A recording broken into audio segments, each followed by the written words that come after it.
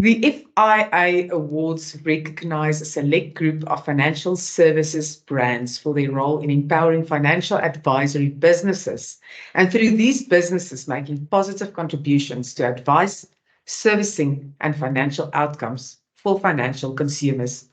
The FIA Awards represent more than just accolades. They symbolize the culmination of hard work, innovation, and a relentless commitment by financial product suppliers to improving the service delivery to intermediaries within the financial services sector.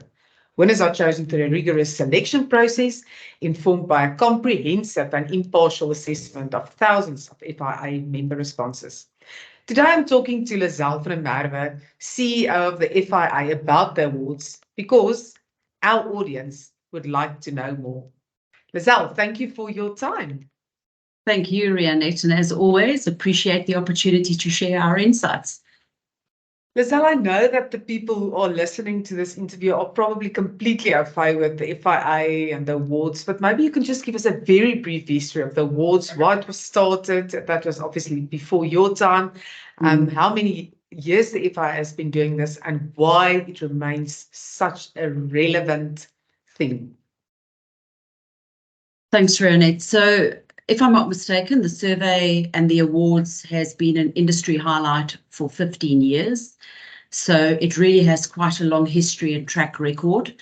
I can't comment on what inspired the initiative as I was not part of the team back then, but I can only think that it related to recognizing standards of excellence from product providers, which ultimately benefited all advisory businesses and sort of the clients that we mutually serve. So as I said, I wasn't part of the process back then, but I'm quite certain that that was sort of what inspired it. In my 7 years at the FIA, we've actually been very intentional about repositioning the purpose of the awards and its outcomes to the industry. I think also on the basis that there sort of was a lack of clarity as exactly what this measurement was, what the impact was, what the significance was. So we've been very intentional about repositioning this. And as you said, on the night of the awards, I said that the relevance is not, it's far more than just the accolades and a great networking event, which it is generally known to be. It really does symbolize, as you said, the hard work and the innovation from product providers and their investment in intermediated distribution in South Africa. There are multiple surveys that measure the client satisfaction index, and this is the only benchmark that measures the satisfaction level of advisory businesses who are dependent on product provider service levels to actually deliver excellent service back to their clients. So it is a very, very important survey. Its significance relates to 7 standards of excellence, which includes service, business enablement, product quality, relationship quality, trust in the product provider brand, complaints handling, and alignment to TCF. So those are the 7 sort of pillars of excellence that is being measured in this survey. I will also talk to Ineke Prinsloo, who will give us some more insights into the results, but maybe you can share a bit more detail just on the process for us quickly. Okay, so yeah, Ineke would be able to give a far more comprehensive overview, but really within the FIA, it's a project that runs over sort of 6 to 8 months. So it actually sort of takes up, a lot of what we do on an annual basis. It really involves preparation of the questionnaires, getting them approved by the various executive committees, promoting the survey with members, then following through on member participation, and then the analysis of the results. So it really is, it's a very detailed process that the FIA undertakes. And when I say those questionnaires get reviewed by the executive committees, they get reviewed very objectively to say, okay, are there ways that is there repetition? Are there ways that we can make the survey far more efficient, far more user-friendly, without compromising sort of what we are trying to measure in terms of those 7 standards of excellence? So it runs for about 6 to 8 months, and Ineke can give you far more insight into the background of that, the process, etc. Are the brokers and the advisors generally keen to participate and rate the providers? Is that a trick question? It is a challenge to get our member businesses to participate. And this is really due to time constraints because our members are multidisciplined. and they deal with a broad range of product providers. So just this week, I met with an FSP who dealt with over 50 product providers. So you can imagine the time and the effort it takes for them to engage in the survey across multiple categories, across different product providers. So yes, there are definitely time constraints. In 2023, in particular, we incorporated a diagnostic element, which actually added additional time to complete the survey. And to give you an idea, I mean, this diagnostic element, when we speak about the 7 pillars of excellence around enablement, trust, relationship, TCF, complaints, product, service, and claims, the feedback from product providers was, but what do you mean by trust? Okay. What do you mean by enablement? What do you mean by relationship? So what we had to do is we had to incorporate this diagnostic element in the survey, which meant that the survey now would have taken longer. Okay. Because I had to delve into a bit more detail to understand what you mean by trust or what you mean by enablement. And sort of those the diagnostic model design for 2023, like to give an example on enablement, looks at resources, competency, it looks at technology, it looks at processes. Trust talks to things like consistency, authenticity, competency, reliability. On the relationship side, it talks to things like quality, alignment, strategic alliance, shared principles. So these diagnostic elements actually made the survey longer. So of course our members complained, saying that this does take longer, and 5,000 contracts were rated. But we think that this diagnostic element that was introduced in 2023 is actually very important because it gives better insight to product providers as to what they should be focusing on. When you say longer, how long does one interview, survey? We try and limit it to 10 to 15 minutes on a product provider. So as I say, when you start rating multiple product providers, it does take time. So what we've actually undertaken to do in terms of a post-mortem is from 2024, we want to look at maybe a different approach. And the awards committee will actually undertake to do this in October. So do we approach a member to say only you focus only on commercial, you only focus on discretionary investments, do you only focus on personal lines, long-term risks, so that we can manage the time and the effort it takes. But we will undertake that post-mortem in October. And is that a telephone call or is it an online survey? All online. It can be done through multiple devices. It has a unique identifier, so I can start it on my laptop, I can finish it on my iPhone. It is a unique identifier. So we have excluded the CATI element, which is the telephone calls, because it just takes too much time. And people are irritated. I want to do this at 10 o'clock at night when I might have some time on my hands. We don't want to sort of frustrate our members further with telephone CATI calls. Do the members know how important that role is that they have to play? I think it's always a challenge. Okay. I mean, when you ask sort of how important are these results, I mean, the role that members play is critical because product providers that actually engage in these results, and we as the FIA have seen positive outcomes for our members, as well as for product providers. So it really is so critically important. And then positioning that importance with members is something that the FIA continuously challenges itself on. How we communicate it, how we position it, how we educate our members, how we increase participation. It's things that we continuously work on behind the scenes. I mean, to put this into context, 3 weeks after the event, we have already scheduled meetings in the diary with all the leading product providers, exco teams, to engage in the survey results. So that tells you that there definitely is interest from the industry to say, okay, well, let me delve into this. Let me understand what we're doing well, what we can improve on, and then, of course, how I compete with my competitors. And, we've seen how, product providers specifically incorporate this feedback into their distribution strategies and how they regain support from our member companies. So it's critically important. Yeah, and just that what I hear now should encourage all brokers and advisors to take part, because ultimately it's to the benefit of them and to the benefit of their clients. Yes. So go through the grind, complete that thing, because ultimately it's about bettering what's going to come your way, right? And it's for all stakeholders. This is not just me as an advisory business saying, this is what I want, you deliver it to me or else. No, these are the types of measurements: complaints, products, service, relationship, trust, enablement. It's good for product providers and it's good for advisory businesses.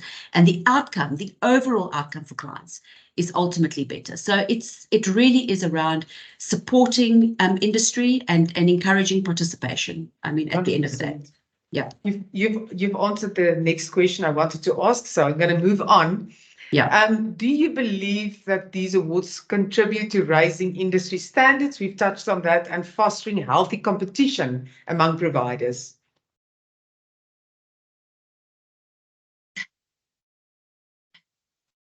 Absolutely. So we've spoken, quite a lot about the 7 standards of excellence. Yeah. We can see from the survey results that there is a shift happening in the industry. I mentioned it on the night. More players are entering the market. So what you would have found in the past, that it was really dominated by large players, and what we are seeing in the types of contracts that are being rated, that there definitely is a shift, and that advisory businesses are far more open to engage with a broader range of product providers, and they're not just sort of committed to one particular brand. So it definitely is fostering competition amongst service providers. I mentioned on the night that overall service in personal lines and commercial had actually been declining. So when you looked over a 3-year period, you will see that the overall service standard has actually declined. And what this does is it serves as an excellent predictor for large product providers on where they need to improve, and also sort of where they stand the risk of losing business to smaller niche competitors. But what we do, Rianet, is we actually go into an in-depth analysis with product providers on how they performed in relation to their competitors per category. So they can say, okay, in commercial, I recognize this product provider as a strong competitor to me. I want to unpack how we've performed. Where are the areas that they're performing better than me? So definitely is fostering a healthy competition, and it's overall raising sort of service standards in the industry. I wanted to throw a comment in, which is not something you necessarily have to answer on, but has the question in the survey being raised around work from home on the product provider side? Is that possibly one of the reasons why service levels have declined? You can answer or not answer, but I think we've done surveys on our side, and it has been a frustration for many of the advisors and brokers. Is the work from home story where there's no ultimate service level has definitely been impacted since COVID. So, well, Rianet, we can only endorse that. So at our excos, our members often raise the concern that this hybrid working structure, that this work from home is impacting on overall service levels. And I think that's, as an industry, a decision we need to make. Yeah. I mean, do we continue on this trajectory, but at the same time, then we have to look at alternative sort of management interventions, reporting interventions, things like that, because you can't manage how you managed previously, because it's definitely impacting on the results. You can see that. Yeah. So yes, sort of our member businesses certainly have been complaining about that, but that is an issue. Obviously not for you. Yeah. Yeah, it's something we most certainly have picked up, and I think your comment is quite true. It's not necessarily bring everyone back to the office, but a management style change, a leadership change, how things are done within the companies. There needs to be a serious relook at that. Absolutely. Anyway, that's a whole discussion for another day. What message would you like to convey to the broker, advisor, insurance, investment companies, and the schemes participating in or aspiring to be part of the FIA Awards? I think a big thank you to our FIA members that participated. We know how busy everybody is, and that we really do appreciate them investing their time in sharing their experiences with product provider brands. I think the one message I'd like to convey is that for anything to change for the better, it must start as a collective. It's the diversity of advisory businesses across all these multiple categories that makes these awards actually so enriching, because you can almost get a sense of how these categories, which categories perform better than others, and really understanding why is that and how we learn from each other. So the diversity for us is really critical. So thank you to our members that participated. We know how precious their time is. And I think what intermediaries do for clients every day is so instrumental in the industry, and they should never underestimate their value proposition to clients. So please do participate in the survey, because it is ultimately for their benefit. I'm going to throw in a question that I didn't plan to ask you, but I know you've got the answer. Can you quickly comment on the UMA story, why there was not a winner and finalists per se in the UMA category? So there were a number of contracts rated, but you need a minimum sample in order to justify a result. And that sample wasn't sufficient. So what you find is that brokers will rate a product, an underwriting manager, but they rate different underwriting managers. And we actually only endorse the SAHUMA list. So if you are not a SAHUMA member, you don't appear as a underwriting manager that can be rated. So that was the issue, is that we didn't meet the sampling size. And the concern is that it's happened before. So even though we reach out to our members, which is what the FIA did, we reached out to our members to say, guys, the UMA category needs attention. Please encourage your advisors to rate a UMA. And we didn't get the response that we wanted. So it's something we need to delve into a bit more from our advisory committee. But what we have undertaken to do is, based on those 130 UMA contracts that were rated, actually to gain insights from that and share that with SAHUMA as a general report that they can share with their members. So how are you performing in terms of these elements? How are you performing in terms of the diagnostic? Because you can look at maybe bringing that in as a collective. But really, that is the situation. It's really difficult. Maybe the UMA, because there are so many, is a whole different type of survey, or a preempt before the actual surveys to sort of dilute them to the top ones. Anyway, there are many UMAs, so I assume it's quite challenging, but I think it's important that we find a solution to that challenge. Any last words to the I think that's an excellent suggestion. I'm going to remember that one. It's an excellent suggestion. And because of its broad representation, it might be better to do that as a standalone. I think that might just work. It's my pleasure. Any last words to the FAnews audience, Lizelle? No, I think thank you to you, Rianet, for supporting this initiative, and for being there on the night, and for giving us the airtime and providing us with the platform to share this message. I've said thank you to our members. I also want to say thank you to our partners. Partners play a very big role in making the survey and the event possible. And I just want to encourage all advisory businesses to join us in fostering positive change and advancement in the industry, because we have a really important role to play in fostering economic growth, but we have to do this as a collective. And I really just think no business can do this on their own. If you want to make a difference, we have to do it as a collective. But really just want to say thank you to you for the opportunity. Thank you, Lizelle, for your time. I really appreciate it. This is Rianet Whitehead, FAnews Editor, signing off.